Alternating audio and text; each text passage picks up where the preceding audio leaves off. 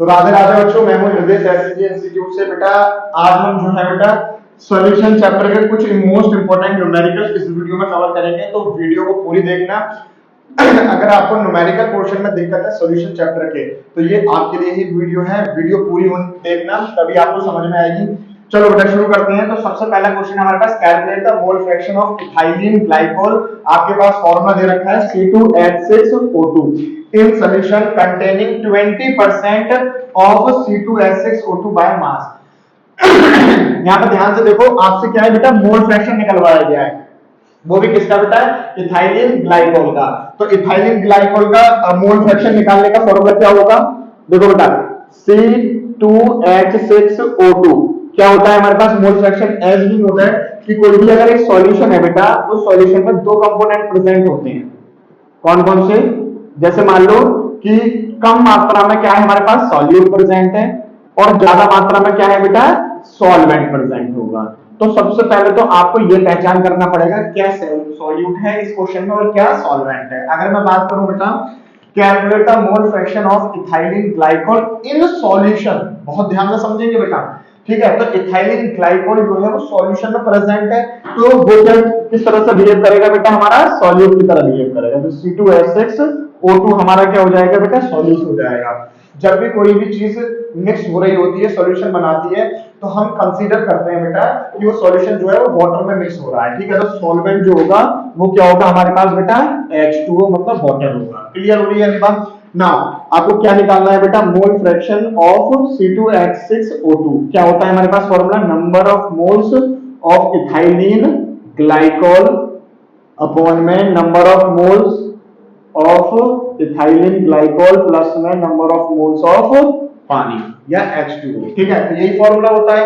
मान लो अगर ये हमारे पास A है और ये हमारे पास B कंपोनेंट है, तो B कंपोनेंट का फॉर्मूला क्या हो जाएगा, number of moles of B, number of moles of B plus में number of moles of A, ठीक है। तो यही चीज हमने यहाँ पे कर दी है, तो इसे डाल देंगे हम पहली इक्वेशन। क्यों, क्योंकि हमें बेटा नंबर ऑफ मोल्स नहीं पता है, ठीक है। तो number of moles find out कर लेंगे वाटर के भी और इथाइलिन ग्लाइकोल के लिए भी, ठीक है। चलो बेटा, तो नंबर ऑफ मोल्स निकालते हैं हम लोग किसके, C2H6O2। तो फॉर्मूला क्या होता है, मास अपॉन में मोलर मास, यस और नो, ठीक है। अब आपके पास यहाँ पर दे रखा है बेटा कि ये 20% of C2H6O2 by mass given दे रखा है, तो जो 20% होगा वो 20 ग्राम में कन्वर्ट हो जाएगा, ठीक है। C2H6O2 का आप क्या निकाल सकते हो, मोलर मास निकाल सकते हो। तो 2 इंटू में कितना हो जाएगा बेटा, 12 प्लस में 6 इंटू में 1 प्लस में 2 इंटू में 16, कितना आ रहा है बेटा, सॉल्व करने के बाद ये आपका आ जाएगा बेटा 62, ठीक है बेटा, 62 ग्राम। तो 62 ग्राम जब आप इसे सॉल्व कर लोगे, तो सॉल्व करने के बाद आ जाएगा आपके पास बेटा ये 0.322। क्लियर हो गई। तो नंबर ऑफ मोल्स आपको किसके, इथाइलिन ग्लाइकोल के पता चल रहे हैं, ठीक है। अगर हम बात करें बेटा number of moles of water, क्या होता है, मास अपॉन में मोलर मास। तो मास आपके पास कितना होगा, किसका, वाटर का। तो देखो 20% आपके पास क्या है, सॉल्यूट हो गया है, तो बाकी कितना बचेगा बेटा, 80% क्या बचेगा, वाटर बचेगा। तो 80% क्या है, बाय मास करेंगे तो 80 हो जाएगा, ठीक है। तो ये कितना आ जाएगा बेटा, 80 अपॉन में H2O की अगर मैं मॉलिक्यूलर मास की बात करूं तो क्या हो जाएगा, 2 इंटू में 1 प्लस में 16, तो कितना आ गया, 18 आ गया, ठीक है। तो आप इसको 80 से 18 से डिवाइड कर दोगे तो आपके पास कितना आ जाएगा बेटा, 4.444, ठीक है।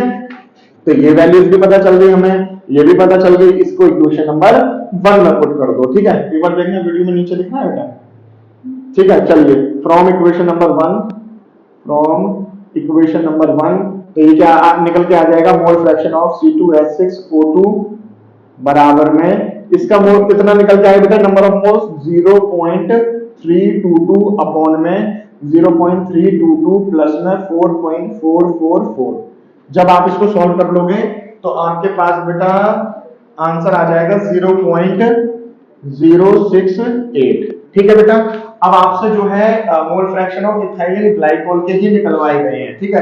तो ये हमारे पास क्या हो जाएगा, फाइनल आंसर हो जाएगा। परंतु अगर आपसे कह दिया जाए कि मोल फ्रैक्शन ऑफ वाटर भी निकाल के दिखाओ, तो हम लोग जानते हैं बेटा बहुत अच्छे से क्या, कि mole fraction of A component in a solution plus में mole fraction of B in a solution is equal to बेटा क्या होता है 1 होता है। ठीक है, तो अगर मैंने एक का निकाल लिया है तो दूसरा का निकालने के लिए 1 में से माइनस कर दूंगा। तो अगर मोल फ्रैक्शन ऑफ H2O निकालना होगा तो मैं क्या करूंगा बेटा 1 माइनस 0.068, तो मेरे पास क्या निकल के आ जाएगा, पानी के मोल फ्रैक्शन निकल के आ जाएंगे। क्लियर होगी बेटा? चलिए बेटा सेकंड क्वेश्चन है हमारे पास कि 2.82 ग्राम ऑफ ग्लूकोज जिसमें मॉलिक्यूलर मास हमारे पास पहले से ही गिवन है are dissolved in 30 gram of water. तो हमारे पास 30 ग्राम ऑफ वाटर है जिसमें कि हमारे पास 2.82 ग्राम जो है ग्लूकोज प्रेजेंट है वाटर में। ठीक है, तो हमें ये तो चीज पता चल गई। देखो जो जो चीजें आपको पता चलती जाएगा वो आप न्यूमेरिकल में साथ के साथ लिखते चलो। तो यहाँ पर आपको देखो बेटा सॉल्यूट पता चल गया, सॉल्यूट क्या है, ग्लूकोज है। ठीक है बेटा, सॉल्वेंट यहाँ पर क्या है बेटे, वाटर है। क्लियर हो गई? अब आपसे फाइंड आउट क्या करवाया जा रहा है, तो आपसे फाइंड आउट करवाया जा रहा है मेरे प्यारे बच्चों पहले क्वेश्चन में मोलैलिटी।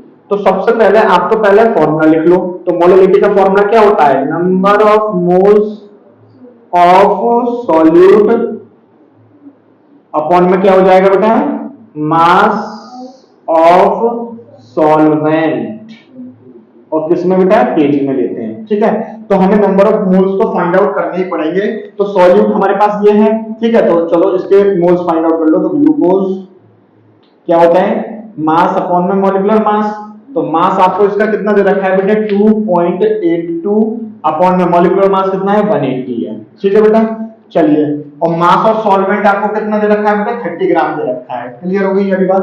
तो रखते हैं 2.82 अपॉन में 180 अपॉन में क्या हो जाएगा मास ऑफ सॉल्वेंट। मास कितना गिवन दे रखा है बेटा आपके पास 30, लेकिन ये ग्राम में है तो उसे करने के लिए क्या करना पड़ेगा, मैं 1000 से डिवाइड करनी पड़ेगी। आप ये सॉल्व कर लोगे, आंसर आ जाएगा बेटा आपका कितना 0.522 मोलैलिटी।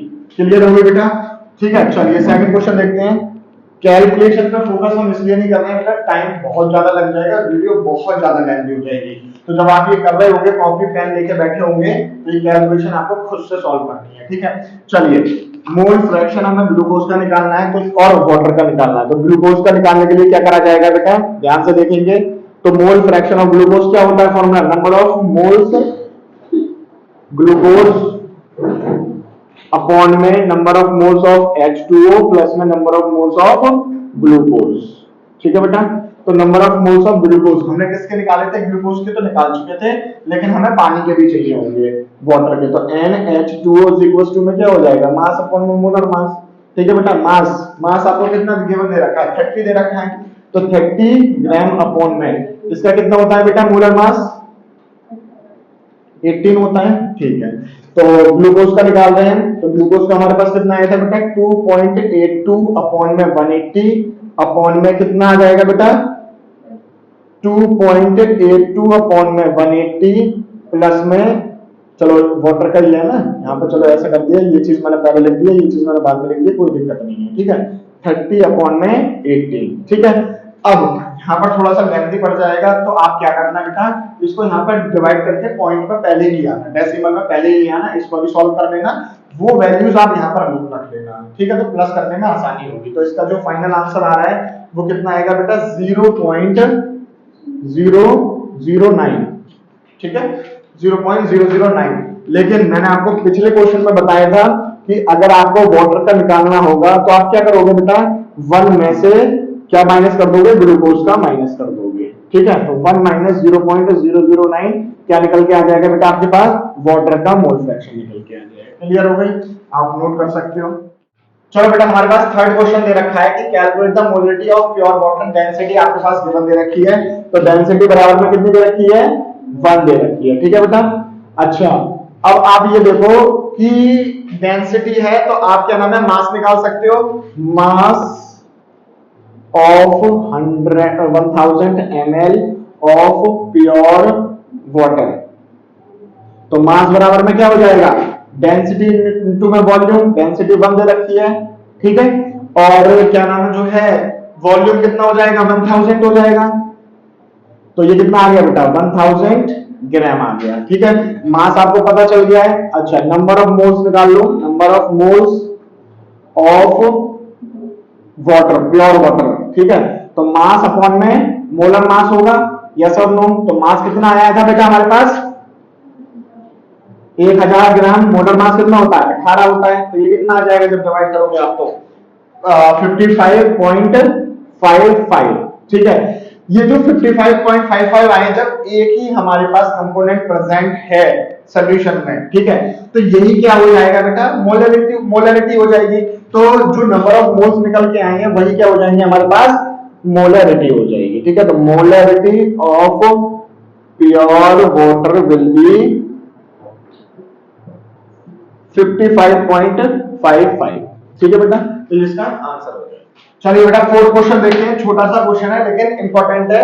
क्या है कि calculate the mass percentage of aspirin, जिसका फॉर्मूला होता है हमारा C9H8O4 in एसिटोनाइट्राइल CH3CN when 6.5 gram of C9H8O4 is dissolved in 450 gram of CH3CN, ठीक है। तो आपको यहां पर समझना पड़ेगा बेटा कि जो एस्पिरिन है, एस्पिरिन किस में डिसॉल्व हो रहा है बेटा 450 ग्राम ऑफ CH3CN में डिसॉल्व हो रहा है। तो सबसे पहले तो आप ये समझो कि सॉल्यूट क्या होगा इस क्वेश्चन में। तो सॉल्यूट हमारे पास क्या हो रहा है बेटा एस्पिरिन हो रहा है, ठीक है। एस्पिरिन क्या फॉर्मूला है बेटा C9H8O4, जिसका हमारे पास मास कितना गिवन दे रखा है बेटा 6.5 ग्राम। सॉल्यूट सॉल्वेंट की अगर मैं बात करूं बेटा तो सॉल्वेंट की हमारे पास सॉल्वेंट क्या है CH3CN प्रेजेंट है, जिसका फॉर्मूला क्या है हमारे पास, फॉर्मूला लिख दिया हमने।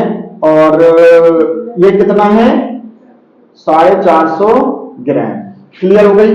तो अगर मैं टोटल मास ऑफ सॉल्यूशन निकालूं तो क्या करना पड़ेगा सॉल्यूट प्लस में सॉल्वेंट करना पड़ेगा, ठीक है। तो सॉल्यूट का कितना दे रखा है हमारे पास 6.5 प्लस में 450, तो ये कितना आ रहा है बेटा प्लस करके कितना हो जाएगा 456.5 ग्राम।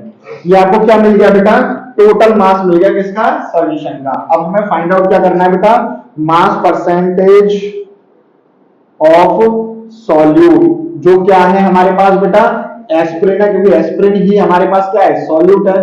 तो सॉल्यूट का हम क्या निकाल रहे हैं मास परसेंटेज निकाल रहे हैं। फॉर्मूला क्या होता है बेटा मास ऑफ सॉल्यूट, और सॉल्यूट क्या है हमारे पास एस्पिरिन है, अपॉन में total mass of solution into में 100, ठीक है। तो ये कितना है मास ऑफ सॉल्यूट कितना है 6.5 अपॉन में मास ऑफ सॉल्यूशन कितना है 456.5 इनटू में क्या हो जाएगा 100 हो जाएगा।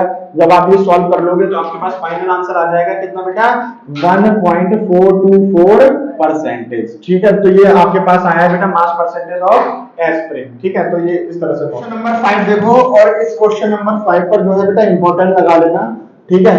क्यों, क्योंकि ये थोड़ा सा लेंथी होने वाला है, ठीक है। तो a solution is 25 gram of water, 25 gram of ethanol और 50 gram of acetic acid by mass. Calculate the mole fraction of each component.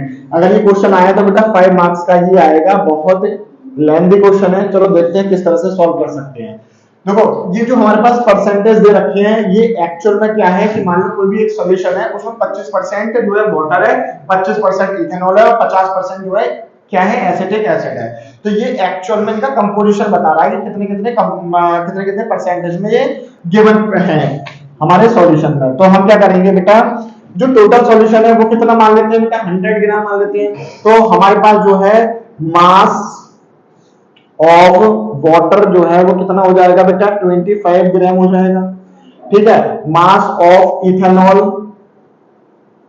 कितना हो जाएगा 25 ग्राम हो जाएगा, और मास ऑफ एसिटिक एसिड की अगर बात करी जा रही है तो वो 50% है, तो वो कितना हो जाएगा बेटा 50 ग्राम हो जाएगा, ठीक है। अब आपको मोल फ्रैक्शन फाइंड आउट करने हैं, यस और नो।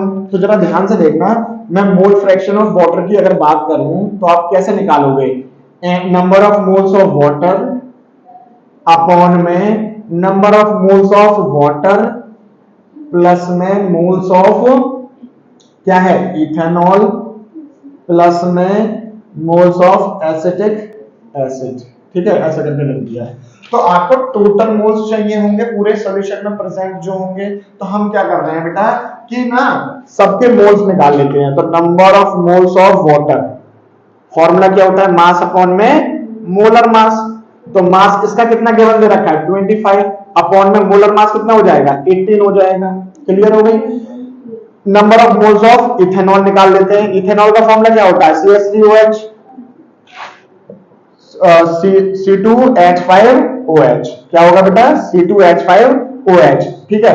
तो मास इसका कितना दे रखा है 25 दे रखा है, अपॉन में इसका जब मोलर मास निकालोगे तो कितना होगा बेटा, कितना हो जाएगा 46। ठीक है बेटा। और मोल निकाल लो बेटा किसके, एसिटिक एसिड के, एसिटिक एसिड के। तो एसिटिक एसिड का फॉर्मूला क्या होता है बेटा CH3COOH। ठीक है। तो इसका हमारे पास कितना दे रखा है 50 दे रखा है, और जब हम इसका वो निकालेंगे तो कितना होता है 60 होता है। एक बार मुझे बता दो बेटा डिवाइड करने के बाद कितना कितना आ रहा है। 1 वाटर का आ रहा है 1.38 0.543 और एसिटिक एसिड का कितना आ रहा है बेटा 33। ठीक है। तो हमारे पास सबके मोल्स निकल के आ गए। तो हम क्या करेंगे ध्यान से देखेंगे, पहले निकाल लेते हैं बेटा टोटल मोल्स। क्या निकाल लेते हैं, टोटल मोल्स ऑफ सॉल्यूशन। तो सबको प्लस कर दो तो ये हो जाएगा 1.38 0.543 0.833। ठीक है बेटा। टोटल मोल्स कितने हो जाएंगे, इन सबको प्लस कर लो, कितना आ रहा है बेटा 2.764।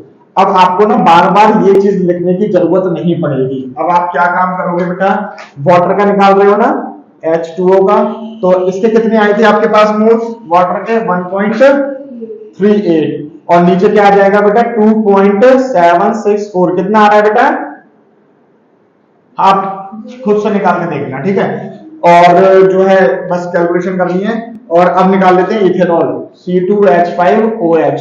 तो इसका हमारे पास मोल कितने आ रहे थे बेटा 0.543 अपॉन में क्या हो जाएगा 2.764। ठीक है।